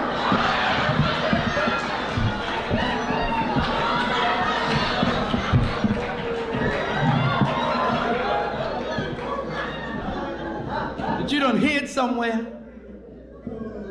They wake up the next morning, their eyes all bright and looking at stuff around the tree. Come here, baby, look what Santa Claus done for you.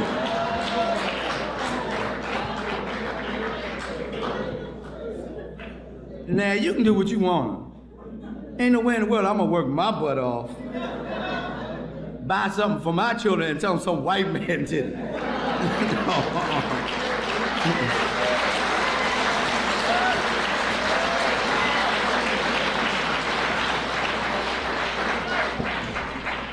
But here's a part of the mental genocide of that. You lied to your child for 10, 12 years. You may think that's a light thing, but it isn't. You have your child believing in something, and I mean we believe in it. I was hurt. I cried for 2 days when they told me it wasn't no Santa Claus. I cried, man.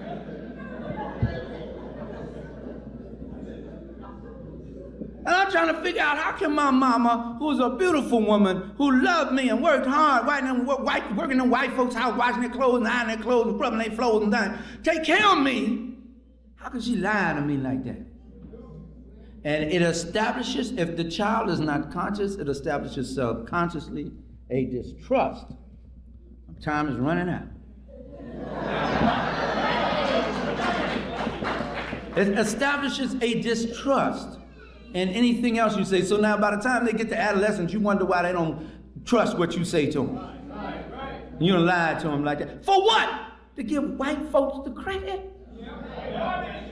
I'm gonna close out on this, and because I got to say just a little bit about the 4th of July here. But I got to say this too. Can I just a minute?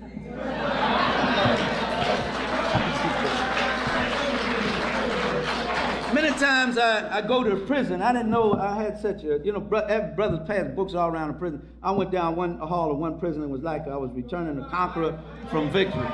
All over there, man. Oh, are the brothers in prison be reading the books? And I went to one prison, man, heard all this cheering all over there. Where was they there? How they know me? So I get to go and talk to the brothers in the prison a lot. See? So I'm in prison talking to brothers. And a lot of them I find got armed robbery charges. And many of those charges fell during this season of the year. So I asked him, I said, brother, what's responsible for that? Why'd you do that? Because most of those crimes are committed against other black people. See? So, well, why you do that, brother? He said, well, now look, I'm going to tell you. This is what some of the brothers told me. He said, when your children keep saying that this is Christmas and this new thing coming out and that thing coming out, and your woman keep putting pressure on you about you got to get some money and get some Christmas in here, because I know I can identify with that. That's why I hooked up with the sister I was with now, the African American sister. I've been through that. I let some sisters go behind that.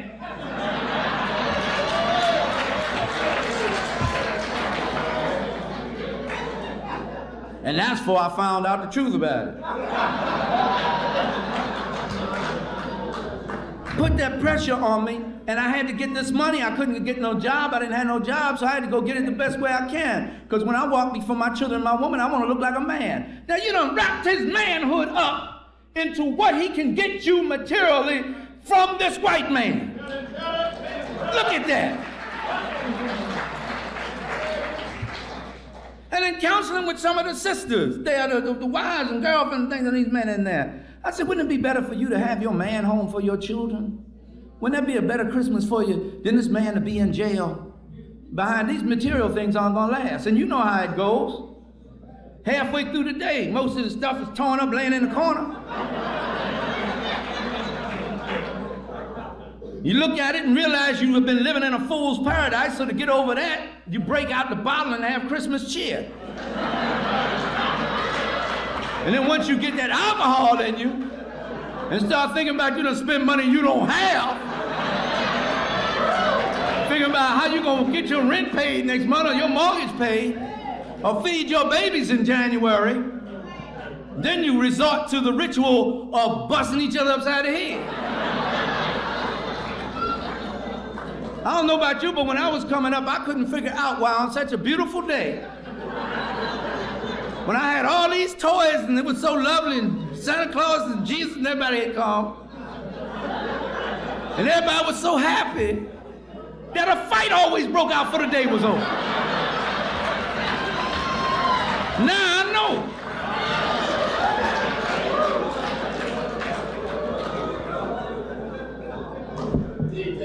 4th of July, and I'm finished. Just take me a minute on this one. I don't want to take advantage because I know you got other things to do, but 4th of July.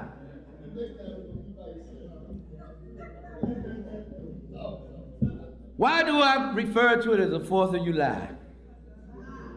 White folks came to me and said, black man, if you help me win my freedom from the tyranny of King George, I will give you your freedom.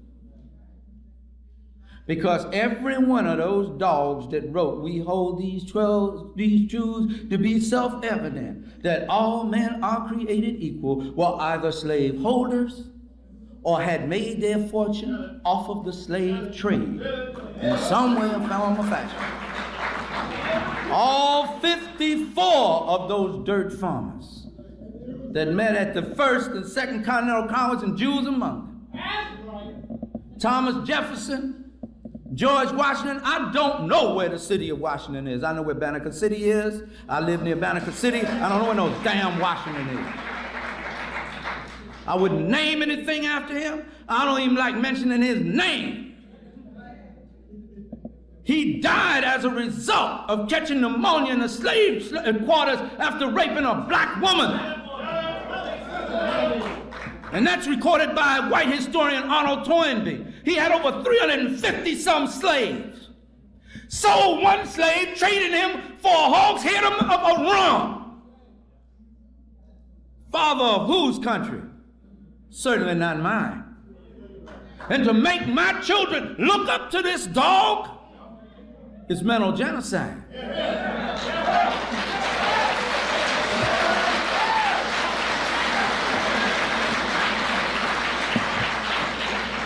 Thomas Jefferson, the great architect of freedom, who wasn't misguided entertainer, sang, the one who wrote the document and signed the document that freed all men. It did not free all men. It only freed the rich landed gentry in the 13 colonies. It didn't even free the common man in the 13 colonies. And it damn sure didn't free us.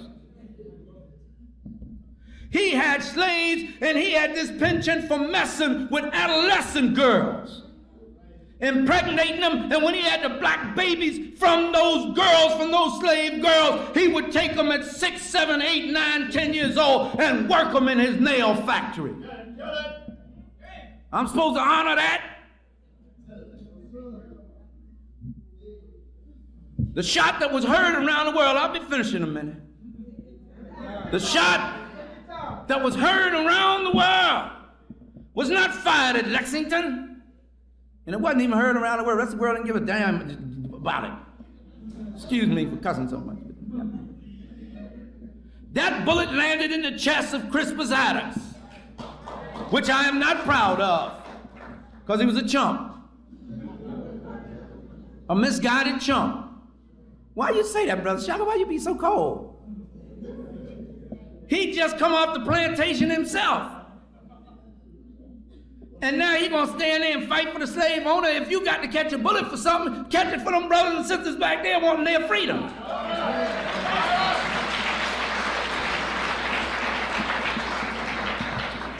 And they repaid him by celebrating his birthday until they came up with the July 4th thing. On March the 5th, they call it Crispus Attucks Day, and they made a statue to him with a white woman standing over top of an eagle, spreading wings, just had his name. He put his picture on it. That's how much they thought about him. But one of the British generals came here because, see, what had happened is the British started recruiting the black slaves. Said, we're going to put a gun in your hand.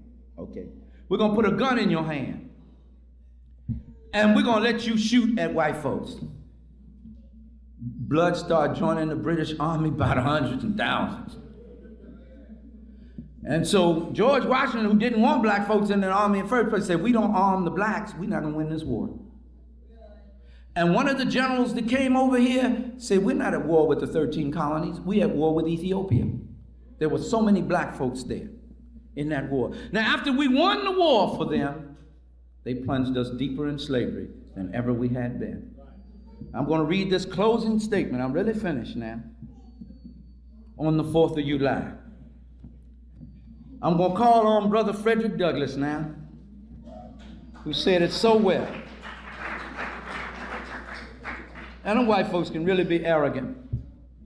They call this man an ex-slave, fighting for the abolition of other slaves, to come in the year 1852 and give a speech on his love for America on their 76th anniversary of America's independence. And old Fred came. Yes, he did. And this is what Fred said. What to the American slave is your 4th of July? Our answer, a day that reveals to him more than all other days of the year the gross injustice and cruelties to which he is the constant victim.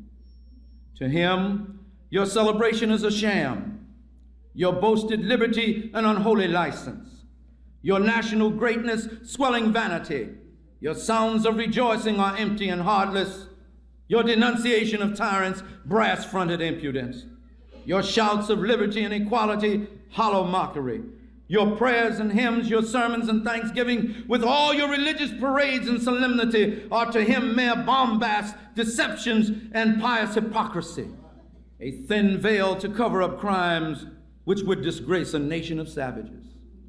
There is not a nation on the earth guilty of practices more shocking and bloody than are the people of the United States at this very hour.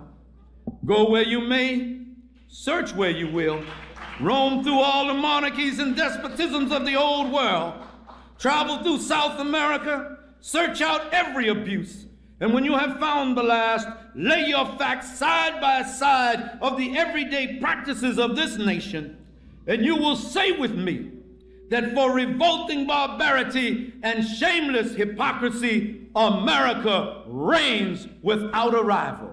Brothers and sisters, that is what the 4th of July and any other European holiday means to me. So when you are celebrating, make sure you are celebrating that which has brought life to you, which has enhanced your life, which has advanced your life, which is a part of your great